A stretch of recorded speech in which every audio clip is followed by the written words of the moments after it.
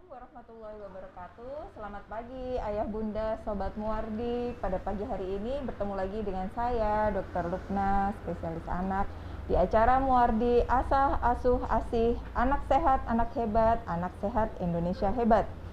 Di tengah meningkatnya kasus COVID-19 di Indonesia, banyak orang tua yang panik ketika anak mereka mengalami gejala flu. Nah, seperti apa gejala COVID-19 dan flu pada anak-anak? Telah hadir bersama saya pada pagi hari ini narasumber kami Dr. David Anggara Putra, spesialis anak. Selamat pagi, Dok. Selamat pagi, Dokter Lukna. Bagaimana kabar hari ini? Alhamdulillah, masih sehat.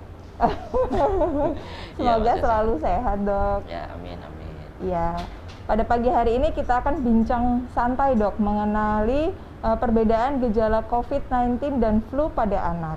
Oke. Ya. Mungkin sebelumnya kita bisa mereview sedikit ya, Dok, untuk ayah bunda dan sobat muar di rumah, seperti apa sih sebenarnya infeksi COVID, itu infeksi yang seperti apa, infeksinya ada di mana, penyebabnya oleh apa, mungkin bisa dijelaskan sedikit, Dok. Oh iya.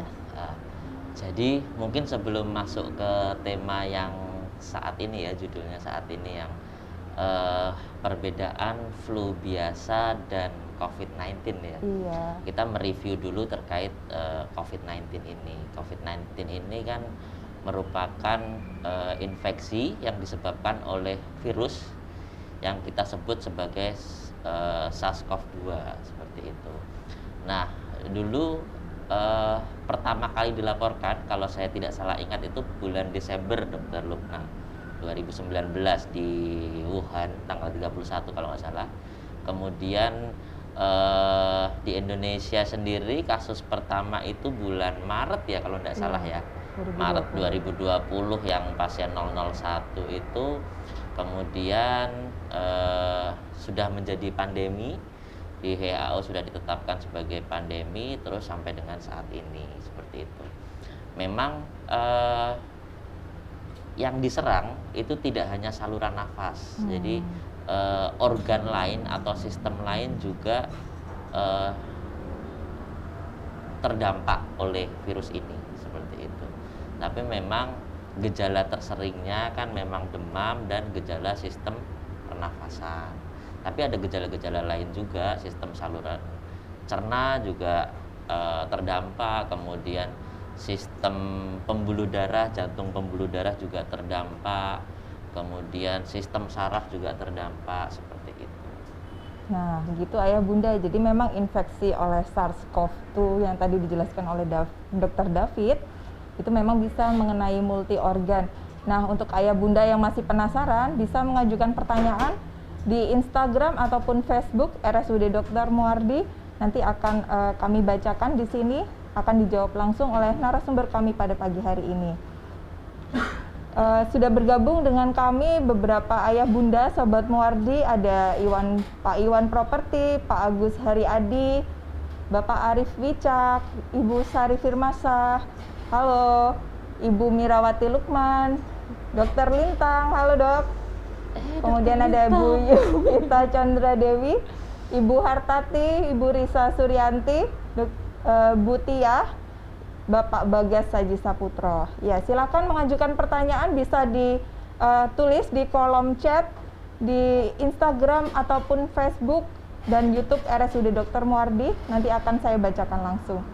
Oh, begitu ya, Dok ya. Kemudian untuk batasan infeksi flu sendiri pada anak itu seperti apa ya, Dok? Jadi sebelum masuk ke perbedaan ya, ataupun batasan infeksi flu atau sakit flu pada anak seperti apa, mungkin saya mau bercerita sedikit. Boleh, Dok. Bercerita terkait batuk, pilek dan demam pada anak ya. Jadi gejala batuk, pilek dan demam pada anak bahkan jauh sebelum pandemi itu merupakan gejala yang paling sering dikeluhkan oleh orang tua dan membawa si anak tersebut periksa ke dokter, baik itu dokter spesialis anak ataupun dokter-dokter umum seperti itu. Jadi demam, batuk pilek itu merupakan gejala tersering. Ya, Nah, apalagi musim hujan ya dok ya. betul. Itu bahkan sebelum pandemi begitu Dokter Lukna, bahkan sebelum pandemi.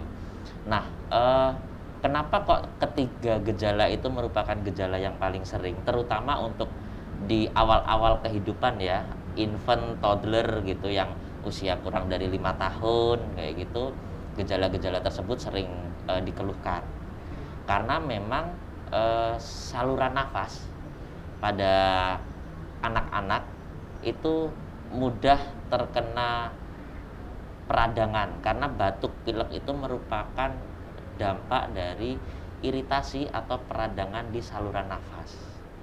Baik itu disebabkan oleh infeksi maupun disebabkan oleh non-infeksi. Baik itu penyebabnya bakteri maupun penyebabnya virus. Seperti itu. Jadi memang merupakan gejala yang sering. Kalau dari beberapa penelitian, dalam 1 tahun seorang anak itu bisa terkena gejala batuk pilek itu 4 sampai dengan 8 kali dalam 1 tahun. Jadi kalau seorang anak itu dalam 1 tahun atau 2 bulan sekali batuk pilek, itu kan berarti kalau dalam 1 tahun 6 kali itu Dokter Lukna, itu masih wajar. Karena memang dari penelitian dalam 1 tahun itu tadi 4 sampai dengan 8 kali seperti itu. Iya, ayah bunda. Jadi jangan khawatir ya. Memang kalau masih usia toddler di bawah 3 tahun ya dok ya, batita itu rata-rata bisa beresiko terkena flu 4 sampai 8 kali per tahun. Nanti bisa didiskusikan dengan dokter yang biasa merawat ya dok, apakah ini memang flu karena infeksi ataupun non infeksi gitu ya dok ya. Silakan ayah bunda, jangan lupa untuk like, comment, and share di channel YouTube RSUD Dr. Muwardi. Ini pagi ini sudah ada pertanyaan ini dok di Instagram RSUD Muwardi dari Ibu Sylvia Magdalena. Selamat pagi dok. Selamat pagi ibu. Dok, anak saya 3 hari ini mengeluhkan sakit tenggorokan, agak batuk-batuk tapi tidak demam.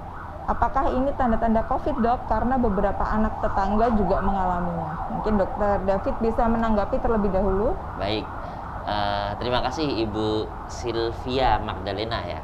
Jadi putri atau putranya 3 tahun ya usianya, kemudian nyeri tenggorokan dan batuk-batuk. Apakah COVID atau bukan? Nah, sebelum masuk ke menjawab pertanyaannya Ibu Sylvia, kembali lagi yang tadi dok, yang batuk pilek demam itu tadi ya. Pilek sindrom itu ya, nah itu nanti ketika ada pandemi yang saat ini di mana di banyak buku panduan, banyak guideline, banyak penelitian, memang gejalanya tidak ada gejala yang khas, tidak ada satu gejala yang memastikan bahwa itu ini COVID gitu. Jadi gejalanya mirip ataupun sama dengan gejala batuk pilek demam pada saat sebelum pandemi itu tadi. Nah, seperti yang ditanyakan Bu Sylvia itu, apakah COVID atau bukan? Untuk saat ini, untuk menyingkirkan apakah dia COVID atau bukan, berarti dilakukan pemeriksaan. Untuk standarnya saat ini swab PCR atau swab PCR SARS-CoV-2. Karena kalau hanya nyeri tenggorokan, batuk, pilek, non-COVID pun juga ada yang keluhannya atau sama gejalanya persis, seperti ya, itu gitu. Jadi kalau pertanyaannya apakah COVID, tetangga-tetangganya juga seperti itu, teman-teman sekelasnya seperti itu, dengan kondisi pandemi saat ini sebaiknya dilakukan swab PCR seperti itu untuk menyingkirkan atau untuk memastikan apakah itu COVID atau bukan, seperti itu dokter. Iya begitu ya Ibu Sylvia. Mungkin karena di masa pandemi jadi sebaiknya kalau memang gejalanya mirip-mirip, disarankan untuk dilakukan screening dengan swab PCR untuk memastikan itu COVID atau bukan, karena nanti berdampak ke depannya ya dok. Betul. Apakah dia harus isolasi mandiri atau masih bisa beraktivitas seperti biasa gitu. Karena ibu juga belum mencantumkan ya usia anaknya usia sekolah atau belum. gitu. Ya. Baik dok, ini ada pertanyaan kedua dari Bu Ati Daniswara. Dok, kalau anak mengalami panas 3 hari tanpa batuk pilek, apakah sebaiknya langsung di swab? Nah, ini dok pertanyaan lanjutan. Apakah sebaiknya langsung di swab? Iya. Betul. Jadi apabila terjadi demam itu tadi ya, dan kemudian ada keluhan-keluhan lain, sebaiknya diperiksakan dulu ke dokter. Nanti kan akan diperiksa, akan dilihat lagi. Selain gejala demam, batuk, pilek, kalau ke dokter nanti akan diperiksa laju nafasnya seberapa, dalam 1 menit berapa kali, kemudian nanti tanda vital lain, suhunya, apakah memang dia demam ataukah dia tidak demam, nanti akan diperiksa menggunakan termometer seperti itu. Kemudian laju nadinya seperti apa, kemudian pemeriksaan hasil pemeriksaan parunya, nah itu seperti apa. Nah nanti setelah dilakukan pemeriksaan itu, biasanya dokter akan menyarankan apakah dilakukan swab PCR ataukah tidak, seperti itu dokter Lubna. Jadi sebaiknya kalau memang sudah 3 hari demam, sudah diberikan obat-obat anti demam nih, hari pertama diminumkan, hari kedua diminumkan, kemudian hari ketiga diminumkan tapi kok masih demam, sebaiknya diperiksakan, seperti itu. Iya, begitu Ibu Ati ya. Meskipun demam saja juga bisa merupakan suatu gejala COVID, tapi bisa banyak juga infeksi yang lain yang menyerupai ya dok ya. Dan jangan lupa dokter Lubna, masalah kita di Indonesia tidak hanya COVID, masih ada demam berdarah, yang gejalanya demam juga gitu. Iya, ini lagi musim-musimnya nih ya dok. Masih ya? ada infeksi lain, infeksi radang paru akut karena bakteri juga bisa. Iya gitu ya. Jadi Bu Atik mungkin cukup jelas.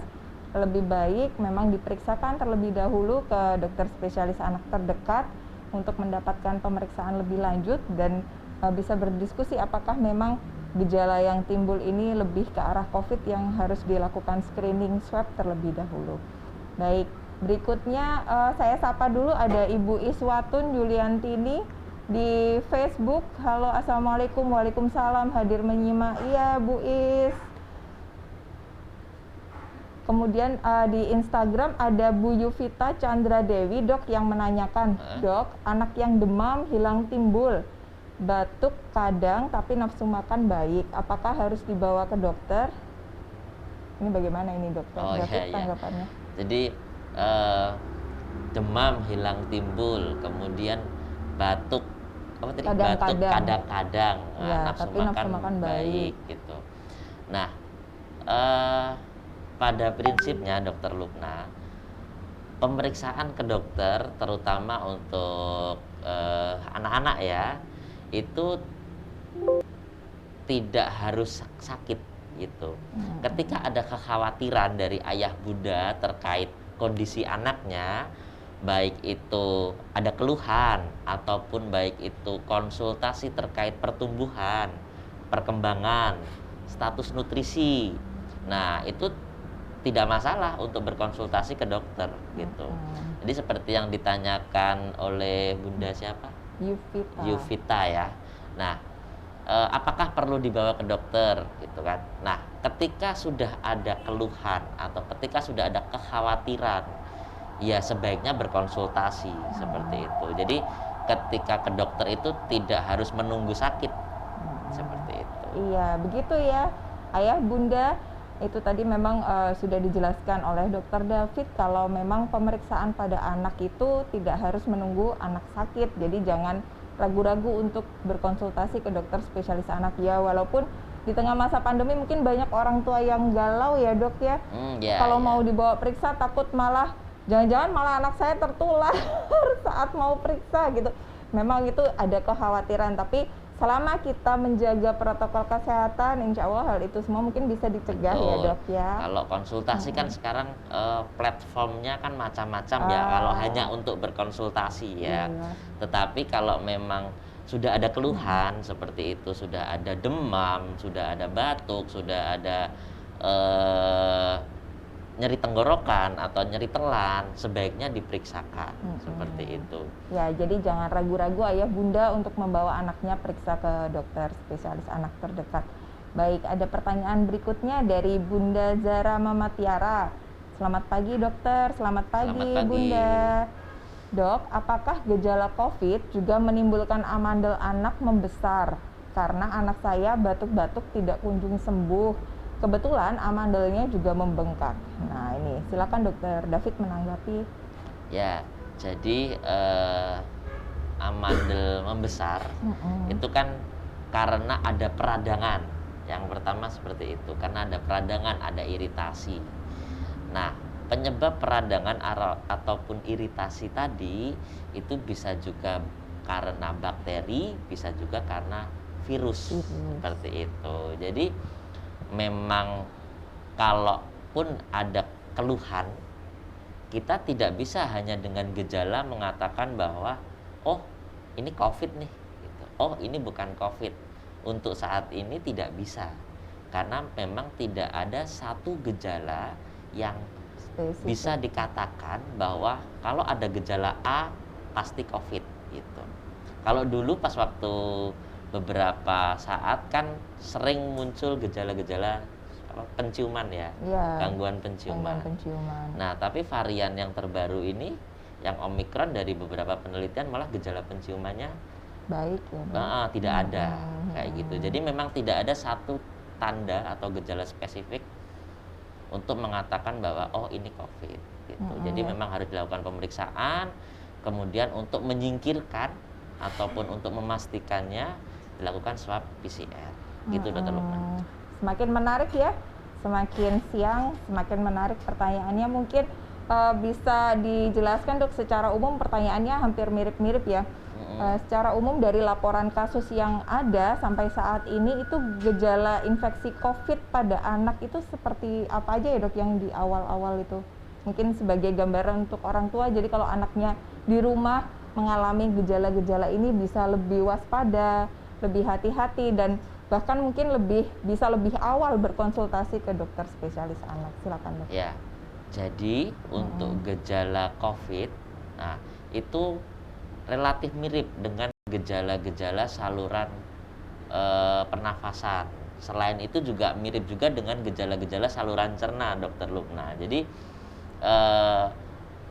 kalau ada demam, kemudian disertai dengan batuk, disertai dengan pilek, disertai dengan mungkin ada nyeri tenggorokan, nyeri telan, atau demam, kemudian ada batuk, ada pilek, disertai dengan diare, seperti itu, ada kondisi anaknya mulai malas beraktivitas, nah, seperti itu sebaiknya diperiksakan. Nah, dan untuk memastikannya nanti apakah itu COVID atau bukan, memang di swab PCR. Gitu. Baik di rumah ataupun, maksudnya kan ada beberapa, anak saya nggak pernah keluar loh Dok. Kan nggak mungkin kena COVID gitu. Belum tentu gitu. Selama yang di rumah tersebut, orang-orang yang di rumah tersebut masih ada aktivitas, mungkin ayah bundanya masih bekerja, berarti kan masih terpapar tuh dari luar. Atau mungkin ayah bundanya kerja di work from home gitu.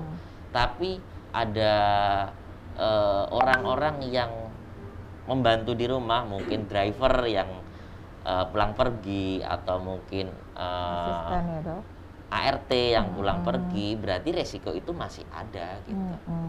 Jadi dengan kondisi pandemi saat ini memang sebaiknya dilakukan swab PCR untuk menyingkirkan atau memastikan dia COVID atau bukan. Nah, karena gejalanya mirip-mirip Dok dengan infeksi-infeksi yang selama ini juga sudah ada. Iya, begitu ya Ayah Bunda, Sobat Muardi. Bersama kita sudah bergabung banyak sekali ya di Instagram. Ada Bapak Dwi Sugeng, halo Bapak Dwi. Kemudian Ibu Ikterustika. Nah, ini mau bertanya Dok, bayi 2 bulan batuk, saya harus bagaimana ya Dok? Nah, ini mohon tanggapannya Dokter David. Ya, jadi ketika ada eh, bayi atau anak yang mengalami keluhan saluran nafas, biasanya kan kalau orang tua itu sudah punya termometer tuh untuk mengukur suhu, ya kan.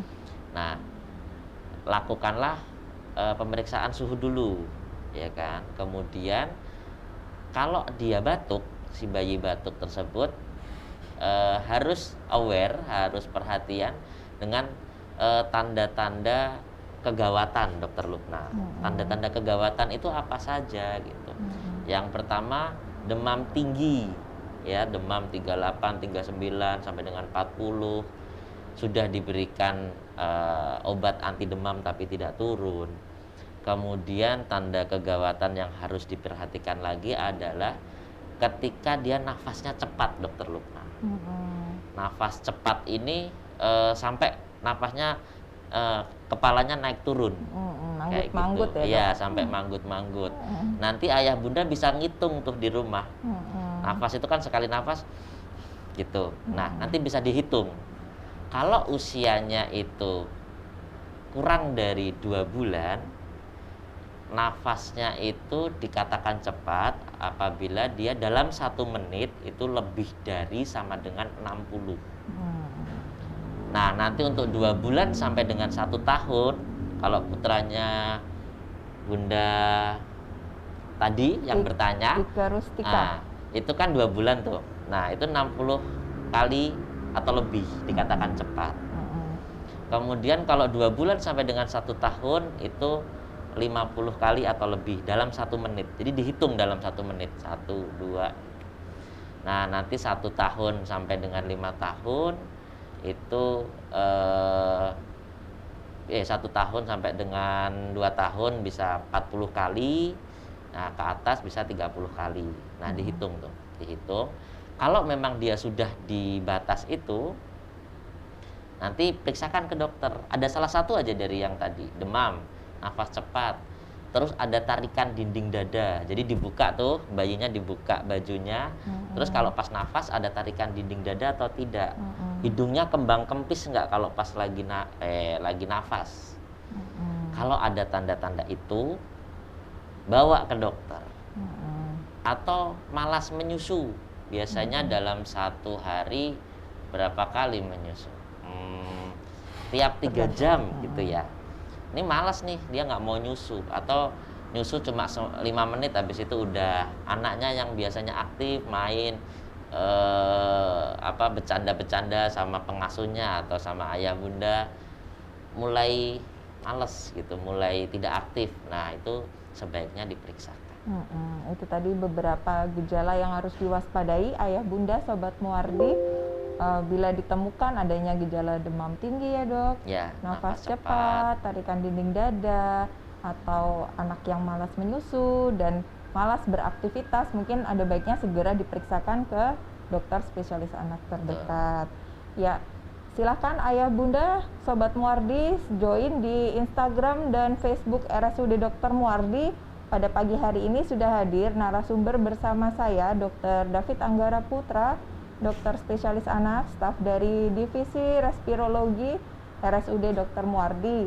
Ayah bunda dapat bertanya seputar perbedaan gejala COVID dan flu biasa pada anak. Saya bacakan ada pertanyaan yang sudah ada di Facebook, dokter.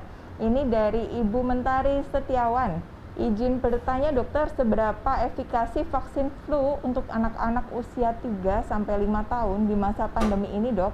Dan untuk anak-anak yang sudah vaksin flu, perlukah divaksin COVID? Ya, silakan dokter David menanggapi. Ya, sebelum masuk ke vaksin flu ya, jadi kita kembali lagi ke intro yang tadi batuk pilek karena masuknya ke situ, batuk pilek demam. Kemudian tadi kan disebutkan itu iritasi dari saluran nafas, infeksi saluran nafas akut gitu. Nah, nanti kalau itu infeksinya berkembang, dia bisa mencapai ke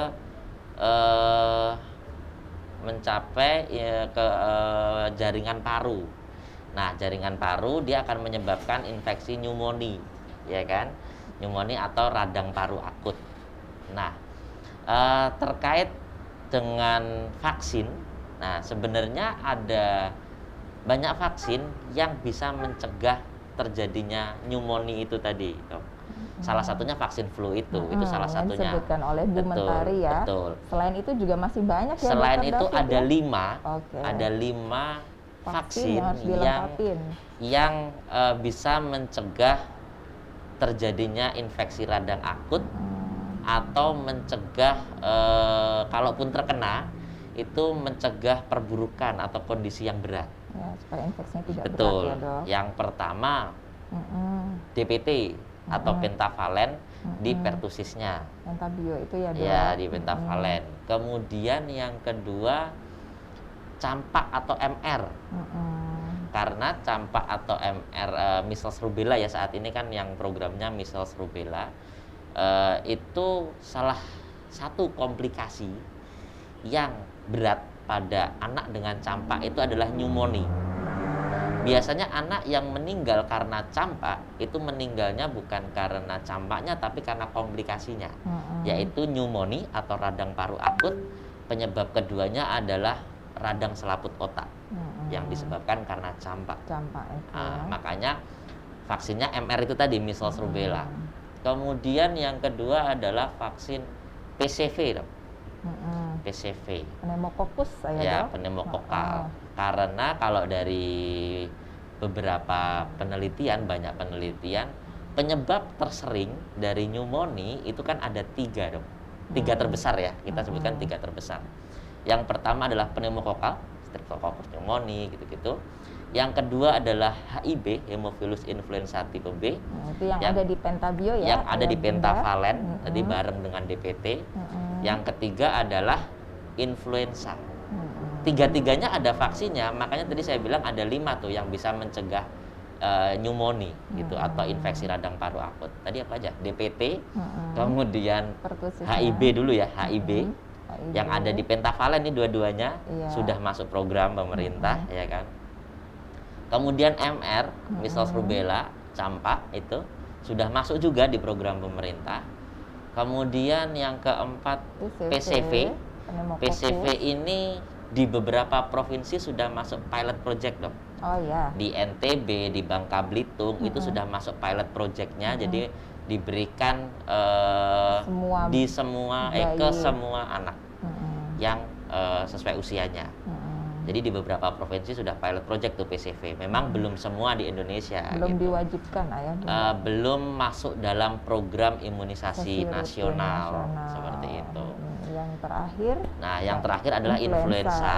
Tadi ya. Gitu. Jadi ada 5 itu tadi. Nah, terkait dengan pertanyaannya Ibu Mentari tersebut, yaitu masalah efikasi, ya memang dari semua buku panduan selama pandemi COVID ini untuk imunisasi yang bisa mencegah pneumonia itu direkomendasikan diberikan. Seperti itu, bukan untuk mencegah COVID-nya, tapi untuk mencegah pneumonia, infeksi radang paru akut. Seperti itu. Kenapa? Karena infeksi COVID ini dia boleh-boleh saja berbarengan dengan infeksi lain. Nah, infeksi COVID berbarengan dengan infeksi bakteri, infeksi COVID berbarengan dengan infeksi virus, infeksi COVID berbarengan dengan yang lainnya. Nah, yang disebut sebagai koinfeksi atau infeksi yang berjalan bersamaan. Nah, ketika ada koinfeksi itu, si infeksi COVID ini akan lebih berat jatuhnya. Sehingga vaksin-vaksin yang bisa mencegah atau mengurangi derajat beratnya infeksi lain, pneumonia yang disebabkan karena beberapa tadi, itu harus diberikan. Sehingga ketika nanti terinfeksi COVID, harapannya tidak dibarengi dengan koinfeksi yang lain. Yang memperberat lainnya. Ya, begitu. Kemudian untuk vaksin flu sendiri sebenarnya, Dok, ini bisa diberikan dari usia berapa ya, Dok ya? Vaksin flu ini berarti kita merujuk pada influenza ya, Dok ya. Iya. Spesifik ke influenza ya. Vaksin. Jadi Ini saya ini kan sekalian yang ditanyakan oleh Bu Mentari, saya pastikan sekalian bahwa berarti ini merujuk pada influenza. Vaksin. Untuk vaksin influenza sendiri rekomendasinya adalah diberikan di atas usia 6 bulan. Ya, di atas usia 6 bulan nanti pemberiannya itu 2 kali dosis. Nanti kemudian untuk boosternya ulangannya setiap tahun. Seperti itu, Dok. Ya, oke. Kemudian pertanyaan yang kedua tadi, Dok, kalau sudah diberikan vaksin influenza, apakah masih perlu diberikan vaksin COVID? Itu tadi sudah sudah terjawab ya. Sudah terjawab ya. Tetap diberikan pada anak yang sudah terindikasi, berarti kan 6 tahun ke atas ya sekarang. Iya, untuk saat ini. Betul. Gitu. Baik, dokter. Ini ada pertanyaan berikutnya dari Ibu Mama Sisuka di Instagram RSUD Muardi. Dokter, anak saya sudah tidak pernah pergi kemana-mana. Kami sekeluarga juga sudah prokes ketat. Kenapa masih bisa positif ya, Dok? Apakah Omikron bisa menembus masker biasa? Nah, ini silakan Dokter David menanggapi. Ya, terima kasih Ibu, lucu ya namanya Mama Mama Suka. Ya. Terkait hal tersebut ya, banyak sekali memang pertanyaan, anak saya nggak kemana-mana loh, Dok, gitu. Saya juga prokes ketat gitu.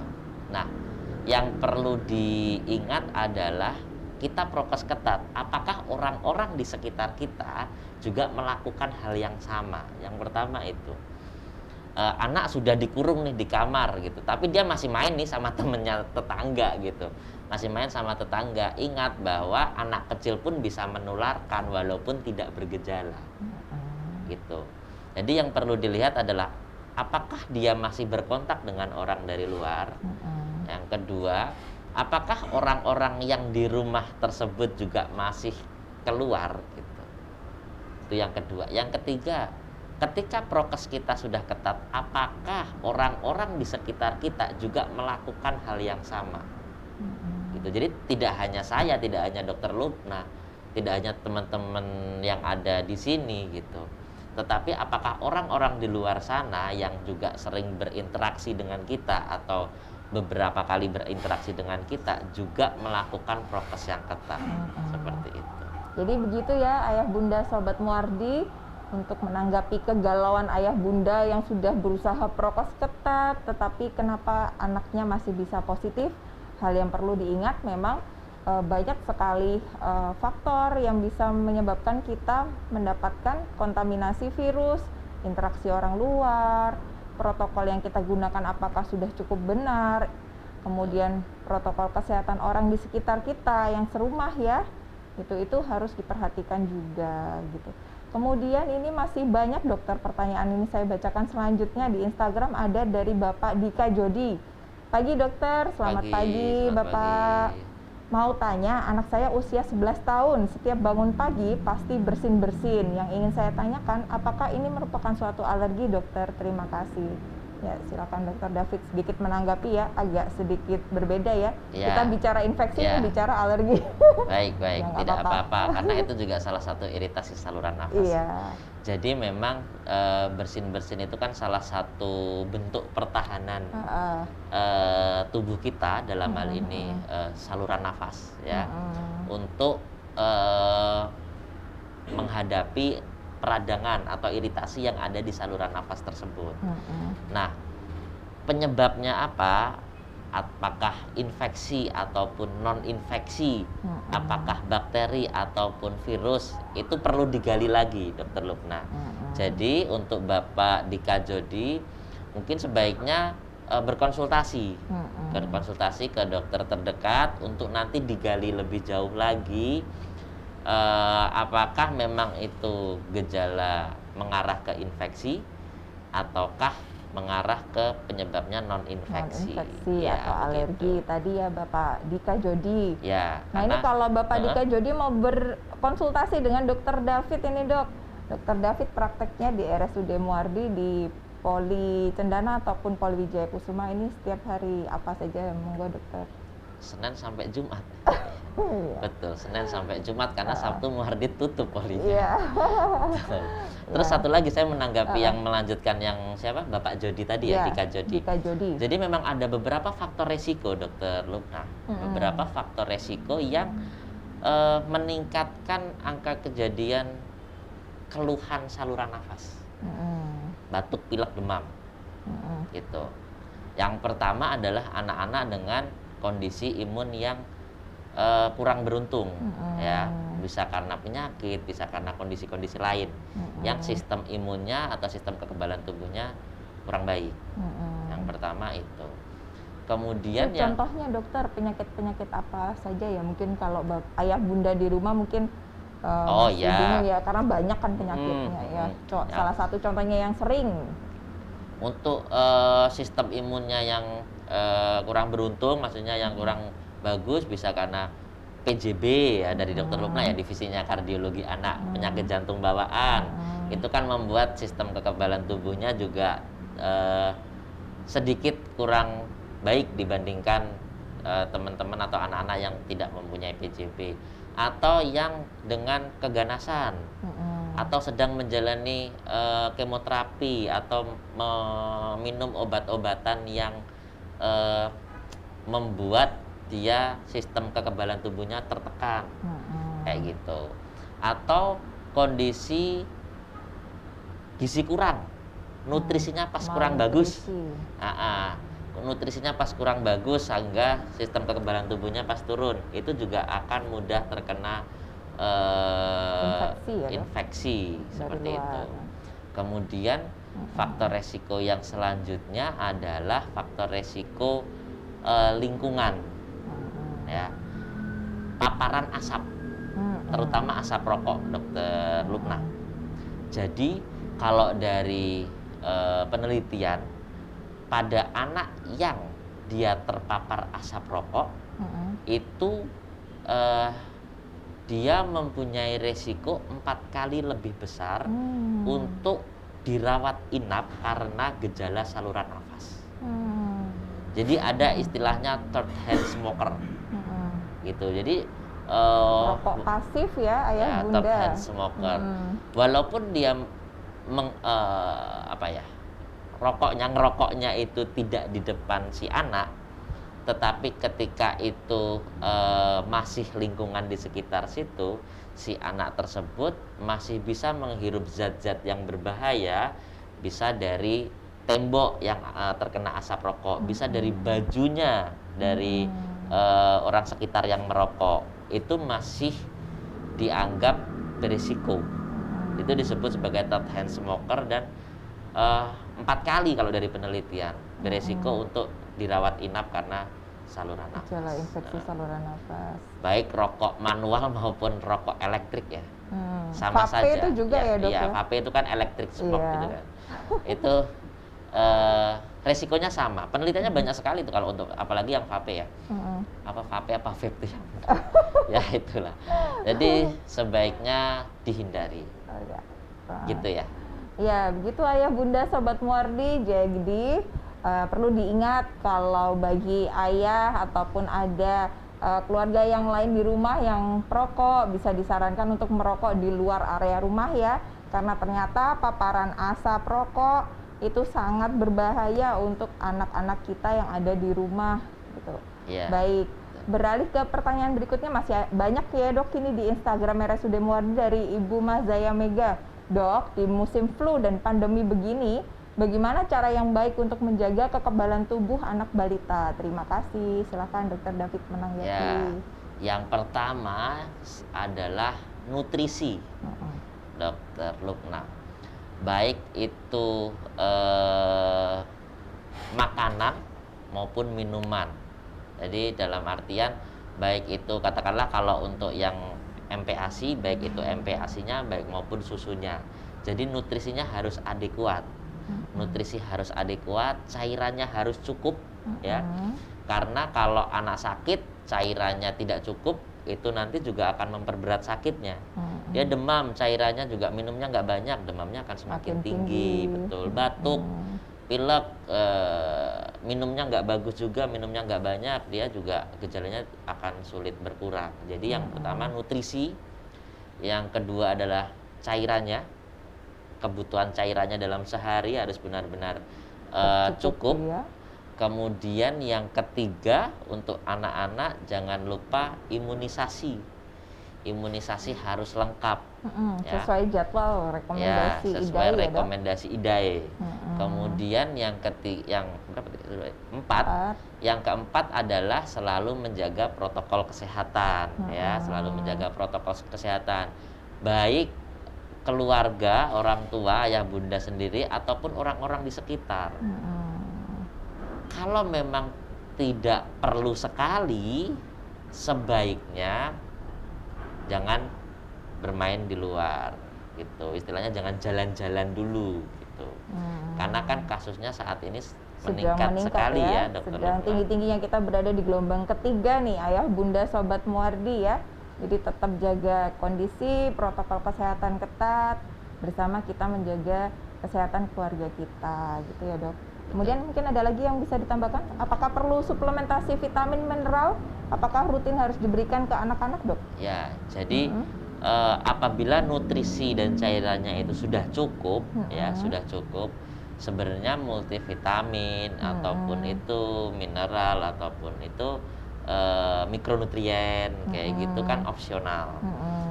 Tapi dengan syarat nutrisinya harus adekuat itu tadi. Nah, kalau seandainya mungkin anak saya makannya sedikit Dok, kemudian tidak adekuat, nah itu perlu dikonsultasikan ke dokter anak. Apakah memang diperlukan pemberian multivitamin setiap hari ataukah tidak? Gitu. Jadi itu opsional. Yang terpenting itu tadi, nutrisi, cairan, imunisasi yang lengkap, protokol kesehatan. Begitu ya, ayah bunda sobat Muardi. Jadi untuk menjaga kekebalan tubuh tetap harus diperhatikan nutrisi, cairan, imunisasi harus lengkap gitu. Oh ya, satu lagi, istirahat yang cukup. Oh ya, jam tidur anak ya. Jam tidur itu sangat mempengaruhi tumbuh kembang anak kita. Kemudian kita akan beralih nih Dok, sudah ada banyak pertanyaan juga di Facebook RSUD Dr. Muardi dari Ibu Lia Yuliana. Assalamualaikum. Waalaikumsalam. Waalaikumsalam. Hadir menyimak dokter yang baik hati. Terima kasih Terima Bu kasih. Lia yang baik hati. Salam Alhamdulillah sukses. saya baik hati. Oh, maaf, ini pertanyaannya dari kami dari ruang perinatologi RSUD RBC. RBC itu di mana ya? Oh, ini dulu waktu saya tugas di Lampung kayaknya. Oh ya, ternyata ya. Hai Ibu yang jauh di Lampung ya. Terima kasih sudah hadir. Ini kemudian ada dari Ibu Aulia Idris. Saya usia 52 tahun, sebulan yang lalu menderita campak gabakan Dok. Waduh, ini bukan usia anak ya Dok. Dulu anak-anak. Dulu pernah anak. Hanya terasa gatal dan ruam-ruam merah, sedikit demam, tanpa batuk dan pilek. Apakah gabak juga bisa terjadi pada usia remaja dan dewasa? Kemudian pertanyaan kedua, anak-anak juga menderita campak pada usia remaja saat sudah SMP SMA. Nah, ketika kecil sudah diberikan vaksin MMR saat usia 1 tahun, juga vaksin campak saat usia 9 bulan. Itu bagaimana Dok? Mohon penjelasannya Dokter. Terima kasih kembali Ibu Aulia. Silakan Dokter David. Betul. Terima kasih Ibu Aulia Idris ya, betul ya? Iya benar. Nah, terkait infeksi campak, ya. Jadi perlu diingat bahwa vaksinasi itu yang pertama dia mencegah tertularnya penyakit. Yang kedua, apabila tertular dia mencegah kondisi yang berat atau mencegah komplikasi yang berat dari penyakit tersebut. Nah, tujuan dari pemberian imunisasi itu tadi gitu. Jadi apakah pada anak remaja masih bisa tertular campak? Resiko itu masih ada gitu. Tapi itu tadi, ketika dia divaksin, tujuan pertamanya adalah mencegah dia tertular. Kalau dia tertular, seandainya dia tertular, mencegah komplikasi yang berat. Jadi kan vaksin-vaksin yang diberikan atau yang saat ini ada itu kan rata-rata apa namanya komplikasi penyakitnya kan berat-berat ya dok ya. Ada tadi DPT, HIV, hepatitis B, kemudian ada campak, ada rotavirus, ada influenza, gitu. Jadi resiko itu tetap ada, tapi kalau seandainya dia terkena, dia komplikasinya akan dicegah. Sebenarnya ini tadi Ibu Aulia Idris menyebutkan dia imunisasi campaknya 2 kali ya dok, 9 bulan 1 tahun. Mungkin ada booster sekali lagi nih ya, di usia 5 tahun untuk campak belum disebutkan apakah sudah diberikan atau belum ya dok ya. MR itu kan 9 bulan, kemudian 18 bulan, kemudian ada lagi usia SD. Iya, 5 tahun atau SD. Iya, 5 tahun atau SD. Baik, terima kasih Ibu Alia, semoga terjawab ya. Ini kemudian kita beralih pertanyaan di Instagram RSUD Muwardi. Ini dari Bapak David Cipto. Sama nama kita Pak. Dok, anak saya batuk dan sakit tenggorokan. Sebelumnya saya dan suami mengalami hal yang sama tapi sudah membaik. Saya curiga kami positif tapi tidak periksa. Apakah anak saya cukup diberi obat panas dan batuk saja? Nah, ini silakan Dokter David menanggapi. Ya. Bapak David. Sama Pak nama kita. Jadi tadi kembali lagi ke yang awal bahwa memang demam batuk pilek itu gejala yang paling sering di anak. Gitu. Dengan kondisi yang saat ini, apa namanya, kalaupun istilahnya pada anak siapa tadi Pak David Cipto anaknya ya, Bapak David. Anaknya Bapak David Cipto. Saya bingung nyebut nama saya sendiri. Jadi sebaiknya tetap dilakukan swab PCR, ya sebaiknya, apalagi kondisi pandemi saat ini. Tetapi kalau dari keluarga memutuskan untuk tidak dilakukan swab PCR, berarti harus dianggap sebagai positif COVID dan harus isolate, gitu, harus diisolasi. Berarti orang tua dan anaknya harus diisolasi kalau memang tidak mau di swab PCR gitu. Tadi Pak Cipto juga mengatakan saya dan itu kok sepertinya sama gitu. Berarti ya you have to isolate yourself gitu. Jadi memang harus isolasi. Ya, iya dok. betul. Kalau gitu. Bapak dan keluarga mungkin tidak berkenan dilakukan swab, kemungkinan harus dipikirkan yang terburuk ya Pak. Jadi dianggap positif sehingga harus menjalani isolasi mandiri sekeluarga nih. Betul. Tidak berinteraksi dengan orang luar supaya tidak makin menyebar nanti penyakitnya. Nanti cuma diberikan obat batuk pilek ini tapi jalan-jalan kemana-mana. Kan kurang bijak ya. Iya. Karena masih ada orang-orang yang punya resiko tinggi untuk tertular dan menjadi berat. Berat, iya. Kita harus saling menjaga ya, Bapak David. Mungkin kalau ada anggota keluarga yang masih aktif bekerja di luar, jadi lebih baik, ada baiknya dilakukan swab untuk memastikan apakah dia memang masih bisa melakukan aktivitas di luar atau memang harus istirahat di rumah. Begitu ya mungkin dokter ya. Betul. Baik, kemudian kita beralih di Facebook RSUD Muwardi. Ada Ibu Wayan. Assalamualaikum. Waalaikumsalam Ibu Wayan. Dokter, di masa pandemi ini bolehkah setiap hari saya berikan madu pagi dan sore untuk daya tahan tubuhnya anak? Kebetulan juga anak saya alergi dingin dan coklat. Terima kasih dok. Ya. Nah ini tanggapan Dokter David mengenai pemberian madu untuk, katanya untuk kekebalan tubuh nih dok. Ini bagaimana nih dok? Jadi ingat madu itu boleh diberikan di atas usia 1 tahun. Gitu. Jadi kan tadi tidak menginfokan ya usia anaknya. Jadi yang jelas untuk pemberian madu itu memang tidak boleh diberikan di bawah usia 1 tahun. Gitu. Jadi kalau pertanyaannya boleh atau tidak tergantung tergantung usia anaknya juga kayak gitu. Iya, yang jelas kalau di bawah 1 tahun tidak direkomendasikan untuk diberikan madu. Begitu dokter. Tidak ada rekomendasi dari dokter anak ya Bu Wayan untuk pemberian madu sebagai kekebalan tubuh anak. Baik. Di Terima bawah kasih. 1 tahun di tadi bawah ya. 1 tahun nggak boleh Bu. Ya. Baik, di Instagram RSUD Muwardi sudah bergabung bersama kita Dr. Sandi Nugraha. Oh Hai, iya, Dok. Dok, Kita aduh baru ini bahas madu, nggak enak sama Dokter Sandi. ahlinya madu nih. Dok, bagaimana dengan penggunaan obat-obat yang ada di pasaran? Kandungan apakah yang perlu diperhatikan karena ada yang batuk berdahak dan batuk kering? Nah, ini mohon tanggapan nih Dokter David dari Divisi Respirologi nih. Pertanyaan yang sering ditanyakan ya. Gimana?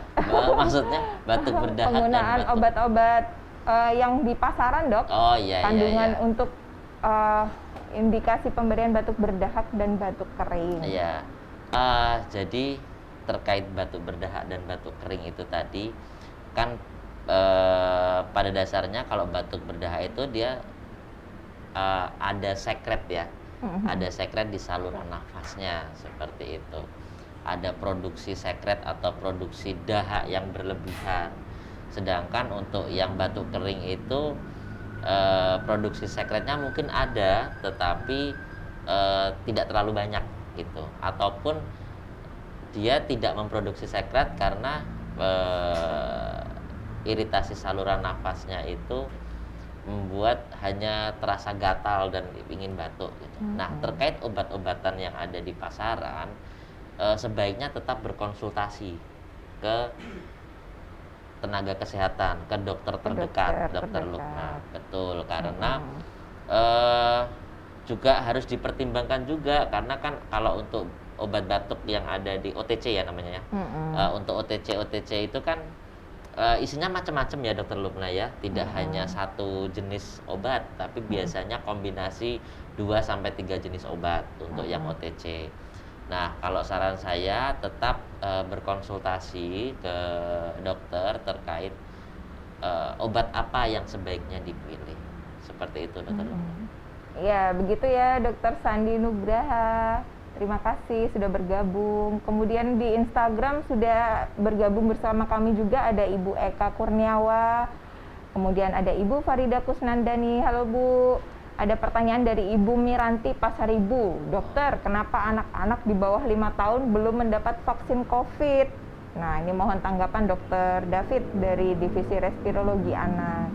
Ya, jadi untuk di Indonesia vaksin COVID yang diberikan pada anak itu saat ini ya, kita bilang saat ini diberikan untuk anak usia 6 sampai dengan ke atas 6 tahun ke atas menggunakan Sinovac ya. Untuk di Indonesia saat ini. Kenapa kok belum diberikan untuk anak di bawah 6 tahun gitu kan? Mungkin padahal ada beberapa produk vaksin yang di luar sana sudah diberikan seperti itu. Contohnya Pfizer ya. Contohnya Pfizer itu kan sudah diberikan untuk kurang dari 6 tahun. Nah, untuk saat ini memang produk vaksin yang Pfizer itu tadi pada saat dilakukan penelitian untuk efikasi, safety dan immunogenicity-nya itu memang sudah dilakukan di bawah usia 6 tahun. Namun ada kejadian bukan efek samping, ada kejadian kardiomiopati ya, Dokter Lukna dari divisi kardio kan. Ada kejadian kardiomiopati atau permasalahan di jantung, ya, kejadian ikutan yang berat, kejadian ikutan yang berat di Amerika sana karena kejadiannya di Amerika. Itu sekitar 11 orang kalau saya tidak salah laporannya, kalau saya tidak salah ingat. Ada sekitar 11 orang dan itu sedang diteliti oleh CDC. CDC itu berarti Kemenkesnya Amerika. Apakah kejadian ikutan yang berat itu tadi berhubungan dengan pemberian vaksin? Sehingga karena ada hal tersebut, Indonesia saat ini belum memberikan yang di bawah ya, 6 tahun. Saat ini baru di atas 6 tahun. Namun perlu diingat ada beberapa vaksin yang bisa mengurangi atau mencegah koinfeksi tadi. Nah, yang harus dilengkapi gitu. Jadi bukan berarti waduh anak saya 5 tahun nggak Belum ada bisa vaksin COVID, nih. terus ya udah gitu. Tapi ingat harus ada yang dilengkapi loh Ada 5 vaksin-vaksinnya. vaksin tadi ya, ayah bunda Ya, sobat Muardi yang mungkin betul. sudah nonton di awal tadi ya, bisa dilengkapin yang lain. Nah, jangan itu lupa. bisa untuk mengurangi kejadian infeksi ikutan dari COVID. Dan yang jelas yaitu tadi nutrisi, cairan, protokol kesehatan. Jangan lupa. Oke, semoga terjawab ya Ibu Miranti. Pertanyaan berikutnya dari Ibu Farida Kusnandani. Assalamualaikum dok. Waalaikumsalam. Waalaikumsalam. Apakah ada anak penyintas kanker sudah boleh ikut vaksin COVID? Terima kasih. Oke, Silakan untuk tanggapan. anak penyintas kanker memang itu kan berarti dia kelompok berisiko. Iya. Tadi yang Memang penurun diprioritaskan imunitas. untuk diberikan vaksin. Tapi sebaiknya tetap berkonsultasi dulu dengan dokter yang merawat sebelumnya untuk terkait pemberian vaksinnya. Seperti itu. Ada beberapa syarat prosedur pemberian vaksin COVID ya dok ya. Pada Ada anak kelompok resiko kelompok tinggi. resiko tinggi. Mungkin begitu ya Ibu Farida Kusnandani. Nanti selanjutnya bisa berkonsultasi lebih lanjut. Kemudian pertanyaan berikutnya dari Ibu Mama Sisuka. Wah, mau bertanya lagi nih dok. Dok, maaf tanya lagi. Nggak apa-apa. Kapan anak yang positif perlu dirawat di rumah sakit? Komorbid apa saja yang perlu ditangani di rumah sakit dan yang boleh iso mandiri di rumah? Nah, ini pertanyaan bagus nih dok. Monggo silakan ditanggapi dokter. Iya, bagus tapi panjang ini nanti. Iya. Udah kurang 5 menit. Ya, sedikit dijawab nanti terakhir kita closing dok. Jadi prinsipnya adalah tata laksana atau penanganan infeksi COVID pada anak itu tergantung dari derajat keparahan penyakitnya dok. Ada yang dia tidak bergejala, ringan, sedang, berat, dan kritis. Nah, biasanya yang dirawat di rumah sakit adalah yang dia bergejala. Kalau tidak bergejala atau asimptomatis ya, ataupun gejalanya ringan, itu bisa dilakukan isolasi mandiri terpadu. IDAI sudah mengeluarkan buku panduan untuk isolasi mandiri terpadu, nanti bisa diakses di websitenya IDAI juga. Nah, untuk yang dirawat di rumah sakit, biasanya dia gejalanya sedang sampai dengan kritis, ataupun ringan dengan komorbid, seperti itu. Nah, nanti ketika ada yang terkonfirmasi, biasanya dari dokter akan diputuskan apakah perlu dilakukan perawatan di ruang isolasi di rumah sakit ataukah cukup dengan isolasi mandiri terpadu. Seperti itu dok. Ya, mungkin begitu ya secara garis besarnya. Nanti untuk lebih detailnya mungkin bisa dikonsultasikan langsung dengan Dr. David Anggara Putra, spesialis anak di Poli RSUD Dr. Muardi. Mungkin karena waktunya sudah habis dok, nanti beberapa pertanyaan akan langsung dijawab di Instagram atau di Facebook ya dok, tinggal sedikit sih beberapa saja. Untuk terakhir mungkin ada simpulan atau pesan-pesan Dr. David Anggara Putra, spesialis anak untuk ayah bunda sobat Muardi di rumah selama masa pandemi ini, silahkan dokter. Ya, terima kasih Dr. Lupna sebagai closing statement. Yang pertama adalah kita masih di masa pandemi ya Dr. Lupna, dengan terus meningkatnya kasus, dan anak-anak di semua buku panduan mengatakan bahwa merupakan kelompok yang beresiko, mau variannya apapun. Jadi mau Delta, mau Omikron, mau yang apapun variannya, sampai dengan saat ini anak-anak itu masih merupakan kelompok yang beresiko.